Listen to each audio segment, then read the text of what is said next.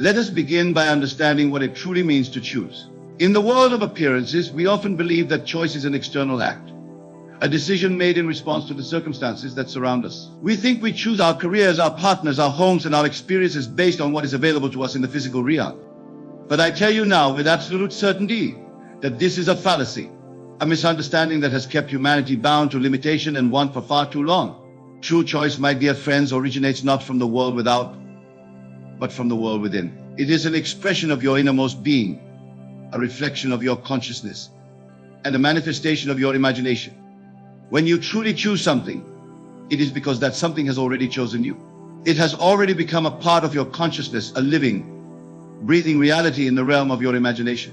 And it is from this realm, this invisible but all-powerful dimension of mind, that all things in your visible world spring forth. Consider for a moment the things in your life that you have been striving for, struggling to attain, or desperately trying to change. Perhaps it's a job that seems always out of reach, a relationship that never quite manifests, or a state of being, be it wealth, health, or happiness that appears to elude you at every turn. Now, I ask you this, are these things truly choosing you? Or are you, in your limited human thinking, attempting to force them into existence through sheer will and effort? You see, my friends, when something truly chooses you, there is no struggle, there is no strain. There is only a natural, effortless unfolding of events that lead you inevitably to your desire fulfilled. It is as natural and as certain as a seed growing into a mighty oak tree. The oak does not strain to become, it simply allows the power within it to express itself fully. And so it must be with you. Your desires, your true choices, are seeds planted in the fertile soil of your imagination. But for these seeds to grow and bear fruit in your physical reality, you must stop choosing what's not choosing you. You must cease the futile struggle against what is, and instead turn your attention fully and completely to what could be, to what, in truth, already is in the realm of imagination. Let me illustrate this principle with a simple example. Imagine a young man who desperately wants to be a great musician. He practices for hours each day, striving with all his might to improve his skills. He auditions for orchestras and bands, facing rejection after rejection. He tells himself and others that he has chosen music as his path. But in truth, he is choosing struggle, choosing rejection, choosing the very state of wanting to be rather than being a great musician. Now contrast this with another young man. This one, too, loves music. But instead of focusing on the lack, on the journey, on the process of becoming, he simply knows that he is a great musician. In his imagination, he sees himself performing to thunderous applause. He feels the joy of creating beautiful melodies. He experiences the satisfaction of touching people's hearts through his music. This second young man is not choosing music, music is choosing him. It has become so much a part of his consciousness that its manifestation in the physical world is a foregone conclusion. He does not struggle, he does not strive. He simply is. And in that state of being, all that he desires naturally flows to him. This, my dear friends, is the essence of what I mean when I say stop choosing what's not choosing you. It is a call to cease the endless struggle against what is not, and to instead embrace fully what is in the reality of your imagination. Now, I can hear some of you thinking, but Neville, surely we must take action in the world. Surely we must work towards our goals. And to this I say, yes, action is indeed part of the process of manifestation. But it is not action born of struggle or strain. It is inspired action, action that flows naturally from your state of being. When you truly embody the state of your wish fulfilled, when you live from the end, as I often say, the right actions will present themselves to you effortlessly. You will find yourself naturally drawn to the people, circumstances, and opportunities that align with your desire. This is the universe, or God, if you prefer, choosing you, guiding you, shaping your path in accordance with the image you hold in your imagination. Let us delve deeper into this concept, for it is crucial to your understanding and to the transformation of your life. When you choose what's not choosing you, you are essentially saying to the universe, I do not have this thing I desire. I am separate from it, and I must struggle to attain it. And the universe, being the faithful servant that it is, responds by maintaining that very state of separation and separating. But when you choose what's choosing you, or rather, when you recognize and accept what has already chosen you in the realm of imagination, you are declaring to the universe, I am one with my desire. It is already mine.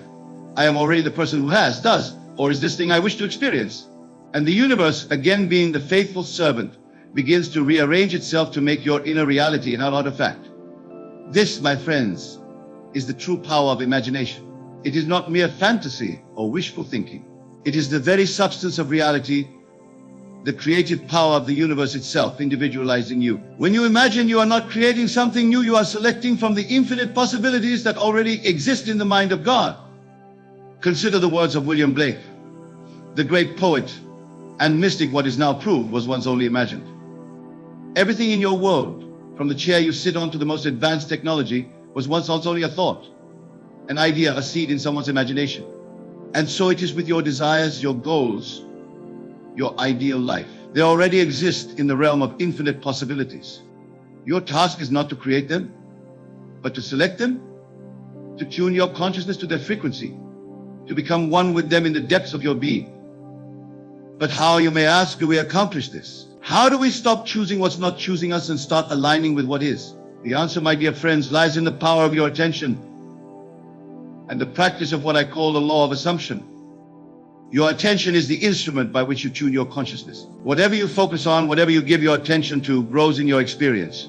If you constantly focus on what you lack, on the obstacles in your path, on the difficulties you face, you are choosing those very things. You are tuning your consciousness to the frequency of lack, obstacle, and difficulty. But if you direct your attention to the state of your wish fulfilled, if you dwell in the feeling of already being, doing, or having what you desire, you align yourself with that reality. You tune your consciousness to the frequency of abundance, success, and fulfillment. This is where the law of assumption comes into play. To assume means to take for granted. It means to live from the conviction that what you desire is already yours. It is not hoping, it is not wishing, it is not even believing in the conventional sense. It is knowing with every fiber of your being that you are already the person you wish to be, that you already have what you wish to possess, that you are already experiencing what you wish to experience. Let me give you a practical example of how this works. Suppose you desire financial abundance. The conventional approach would be to focus on your current lack of money, to worry about bills, to constantly think about how to make more money. This is choosing what's not choosing you. It's aligning yourself with the very state of financial struggle you wish to escape. Instead, I urge you to assume the state of financial abundance. Feel the relief, the security, the freedom that comes with having more than enough money. See yourself living in the home you desire, driving the car you love, enjoying the experiences that financial abundance allows. Feel the gratitude for this abundance as if it were already yours. Do this not once, not twice, but consistently. Make it your dwelling place. Let it be the last thing you think of as you fall asleep at night and the first thing you embrace as you wake in the morning. Live from this state and watch as the outer world begins to rearrange itself to match your inner conviction. This, my friends, is what it means to choose what's choosing you. It is to align yourself with the version of reality where your desires are already fulfilled. It is to step into the skin of the person you wish to be and to live from that state consistently. Now I can hear some of you thinking, but Neville, this sounds like self-deception. Isn't this just pretending? And to this, I say all of life is pretending until it becomes real. The great William Shakespeare wrote, "All the world's a stage, and all the men and women merely players." You are always playing a role, always pretending to be someone. Why not consciously choose to play the role of the person you truly wish to be? Moreover, this is not deception, for in the realm of imagination, which is the true substance of reality, your desire already exists. You are simply aligning yourself with what is already true on a higher plane of existence. Remember, my dear friends, that your outer world is nothing more than a reflection of your inner world. It is a shadow cast by the light of your consciousness. Change the inner, and the outer must follow suit. This is not magic, it is not supernatural. It is the most natural thing in the world, as natural as a flower turning towards the sun. But I warn you, this practice requires persistence and patience. The world of appearances may not change overnight. Your current circumstances are the result of your past thoughts and assumptions. They have a certain momentum, a certain inertia.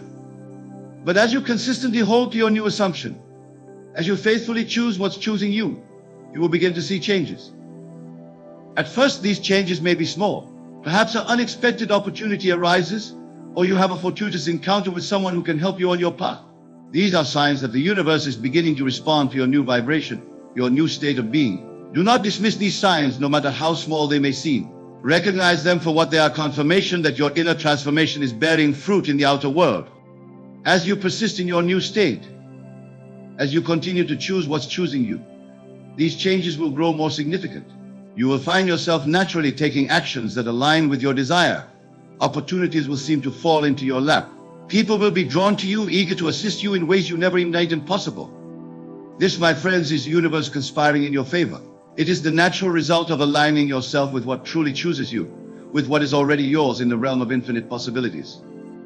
But let me caution you, this practice requires a certain detachment from the world of appearances. You must learn to trust the invisible reality of your imagination more than the visible reality of your current circumstances. This can be challenging, especially when the evidence of your senses seems to contradict your inner knowing. In such moments, remember the words of the Apostle Paul: we walk by faith, not by sight. Your faith must be in the reality of your imagination, in the truth of your assumption. This faith is not blind belief, but a deep knowing that transcends physical evidence. Let me share with you a personal experience that illustrates this principle. Many years ago, when I first began to understand these truths, I found myself in dire financial straits. I had barely enough money to feed myself, let alone pay my rent. The logical, rational part of my mind was consumed with worry and fear. But I decided to put these principles to the test.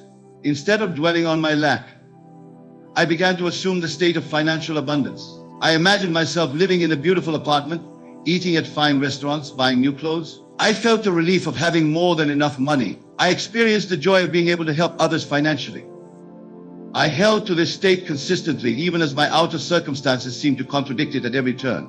And then, my friends, the most remarkable thing happened. Within a matter of weeks, I received an unexpected sum of money that not only covered my immediate needs, but allowed me to live comfortably for months. This experience taught me a profound lesson: the outer world must conform to the inner conviction.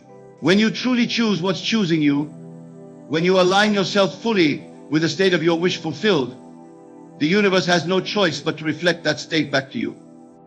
Now, I want to address a common misconception that often arises when people first encounter these ideas. Some may think that this teaching encourages passivity, that it suggests we should simply sit back and wait for our desires to manifest. Nothing could be further from the truth. When you truly choose what's choosing you, when you fully embody the state of your wish fulfilled, you will be moved to inspired action. This action will not feel like work or struggle. It will feel natural, joyful, almost effortless. You will find yourself doing things that align with your desire, not out of desperation or fear, but out of a sense of enthusiasm and inevitability. Consider the example of a great actor preparing for a role. They don't simply memorize their lines and wait for the cameras to roll. They immerse themselves in the character, thinking, feeling, and even moving as the character would. When it comes time to perform, their actions flow naturally from this assumed state of being. So it must be with you. As you assume the state of your wish fulfilled, as you choose what's choosing you, you will naturally be moved to take actions that align with that state. But these actions will not feel like a struggle against reality. They will feel like a joyful participation in the unfolding of your desire. Let us now turn our attention to another crucial aspect of this teaching: the importance of feeling. It is not enough to merely think about your desire or to visualize it in a detached manner. You must feel it. You must experience the emotion that would be yours if your desire were already fulfilled. Feeling, my dear friends, is the secret. It is the bridge between your current state and the state you wish to embody. When you can generate and sustain the feeling of your wish fulfilled, you create a vibrational match with that desired state. And it is this vibrational match that draws your desire into your physical experience. Think for a moment about something you deeply desire. Now, instead of focusing on the absence of this thing in your life, imagine that you already have it. How does it feel? Do you feel joy, relief, excitement, gratitude? Whatever the feeling is, allow yourself to fully experience it. Let it permeate every cell of your body. This feeling is your point of power. It is the language that the universe understands. When you consistently generate this feeling, you are sending out a powerful signal to the universe saying, "This is who I am. This is what I experience." And the universe, being the faithful mirror that it is, must reflect that signal back to you in the form of corresponding experiences. But remember, this is not about forcing yourself to feel positive emotions when you're truly feeling down. That would be just another form of resistance, another way of choosing what's not choosing you. Instead, it's about cultivating a genuine sense of having already received your desire. It's about aligning your emotional state with the reality you wish to experience. This may take practice. You may need to return to this feeling state again and again, especially when your outer circumstances seem to contradict it. But with persistence, you will find that it becomes easier and more natural to dwell in this state of fulfilled desire. Now let us address another important point. Some of you may be wondering, but what if I'm not sure what I truly desire? How can I choose what's choosing me if I don't know what that is? This is a profound question, and it brings us to a deeper understanding of the nature of desire itself. You see, your true desires, the ones that are truly choosing you, do not originate in your human mind. They are not the product of social conditioning or external expectations. They come from a much deeper place, from what I call your divine self or your God self.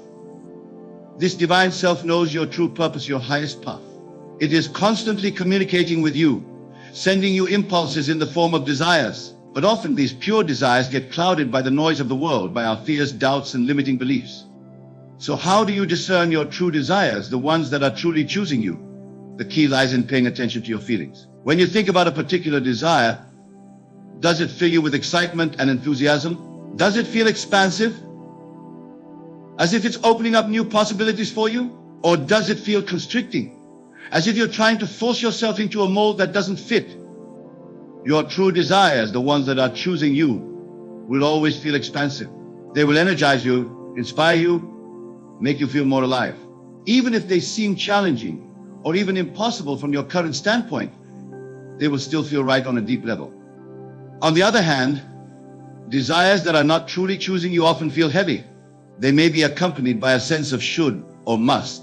They may be driven by a need to prove something to others or to live up to some external standard. I urge you, my dear friends, to pay close attention to these inner signals. They are your divine self communicating with you, guiding you towards your highest good. When you align yourself with these true desires, when you choose what's truly choosing you, you tap into a power far greater than your individual self. You become a channel for the creative power of the universe itself.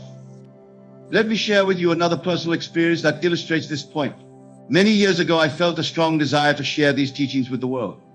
At first, my human mind resisted. It told me that I wasn't qualified, that no one would listen to me, that I should stick to a conventional career path. But the desire persisted. Every time I thought about sharing these ideas, I felt a sense of excitement and expansiveness. It energized me in a way that nothing else did.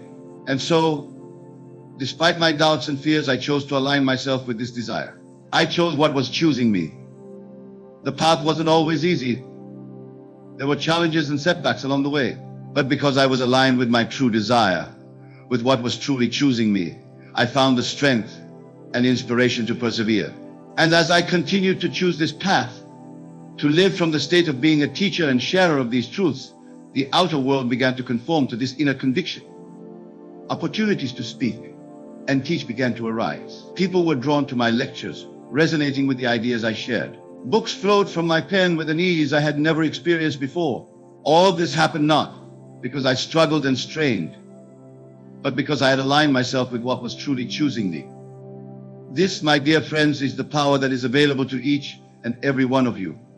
When you stop choosing what's not choosing you and start aligning with your true desires, with what's truly choosing you, you tap into a flow of infinite possibility. You become a co-creator with the universe itself. Now I want to address a concern that often arises when people begin to apply these principles. Some worry that by focusing on their own desires, by choosing what's choosing them, they might be acting selfishly or neglecting their responsibilities to others. But I assure you, nothing could be further from the truth. When you align yourself with your true desires, with what's truly choosing you, you are not acting from a place of selfishness. You are allowing the divine self within you to express itself fully in the world. And this divine self, being one with the source of all creation, naturally acts for the highest good of all. Think about it this way: when you are living in alignment with your true self, when you are fully expressing your unique gifts and talents, you are in the best possible position to serve others. You are operating from a place of fullness rather than lack, from joy rather than obligation. Moreover, as you begin to manifest your desires, as your life becomes a living expression of what's truly choosing you, you become an inspiration to others. You show them what's possible when one aligns with their true nature. In this way, your personal fulfillment becomes a gift to the world. Let me give you an example to illustrate this point. Imagine a talented musician who has been working in a job she doesn't enjoy because she believes it's the responsible thing to do. She's providing for her family, but she's unfulfilled and her unique gifts are going unexpressed. Now imagine that this musician decides to align herself with her true desire, with what's truly choosing her. She begins to assume the state of being a successful, fulfilled musician. She feels the joy of creating and performing music. She imagines the impact her music has on others. As she persists in this state, opportunities begin to arise. Her music career takes off.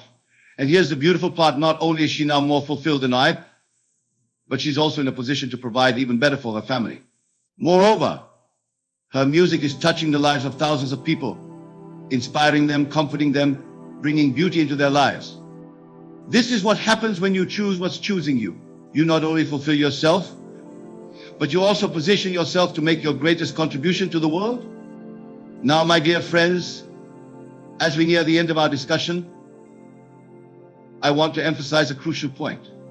The practice of choosing what's choosing you, of living from the state of your wish fulfilled, is not a one-time event. It's not something you do once and then sit back and wait for results. It's a way of life, a constant practice of aligning your thoughts, feelings, and actions with the reality you wish to experience. This requires vigilance. It requires a willingness to constantly monitor your thoughts and feelings, to catch yourself when you slip into old patterns of thinking and choosing what's not choosing you. But I assure you, the effort is worth it. For as you make this practice a habit, as it becomes your natural way of being, you will find that your life transforms in ways you may have never thought possible. You will begin to see the world differently. Where once you saw obstacles, you will now see opportunities. Where once you felt lack, you will now feel abundance. Where once you experienced struggle, you will now experience flow. This is not to say that challenges will never arise. They will. But when you're aligned with what's truly choosing you, when you're living from the state of your wish fulfilled, you will face these challenges from a place of power and possibility rather than fear and limitation. Remember, my dear friends, you are not separate from the creative power of the universe. You are that power individualized. When you truly understand and embody this truth, when you consistently choose what's choosing you, you step into your true power as a divine being having a human experience. So I urge you, starting from this very moment, to be vigilant in your thoughts and feelings. Catch yourself when you find yourself focusing on what you don't want, on what's not working, on what's not choosing you. Gently but firmly redirect your attention to what you do want, to the state you wish to embody, to what's truly choosing you. Feel the reality of your desire fulfilled. Live from that state. Let it inform your thoughts, your words, your actions. Do this consistently, persistently, and watch as your world begins to transform. And remember, this practice is not about forcing change through willpower or struggle. It's about allowing your true self to express itself fully in the world. It's about aligning yourself with the flow of life rather than struggling against it. As you leave here today, I want you to carry with you this fundamental truth. You are the operant power in your life. Your consciousness, your imagination, is the creative force through which you shape your reality. By choosing what's truly choosing you, by living from the state of your wish fulfilled, you activate this creative power in the most potent way possible. So go forth, my dear friends, and choose wisely. Choose what's choosing you. Live from the end. Assume the feeling of your wish fulfilled, and watch as the miracle of life unfolds before you in ways more wonderful than you could have ever imagined. Remember, the kingdom of heaven is within you. It is not a place you go to, but a state you choose to embody. By choosing what's choosing you, you are claiming your rightful place in this kingdom. You are stepping into your power as a divine creator. And so, my beloved friends, I leave you with this final thought. The world is waiting for you to be you, fully and completely. It is waiting for you to choose what's choosing you, to align with your true desires, to express your divine nature. When you do this, you not only transform your own life, but you contribute to the transformation of the entire world. For each time one of us aligns with our true self, with what's truly choosing us, we raise the vibration of the entire planet. We make it easier for others to do the same. In this way, by choosing what's choosing you, you become a beacon of light in the world, illuminating the path for others to follow. So go now and choose wisely. Choose what's choosing you. Live from the end Assume the feeling of your wish fulfilled and watch as miracles unfold in your life and in the world around you. Thank you, and may you be blessed on your journey of self-discovery and manifestation.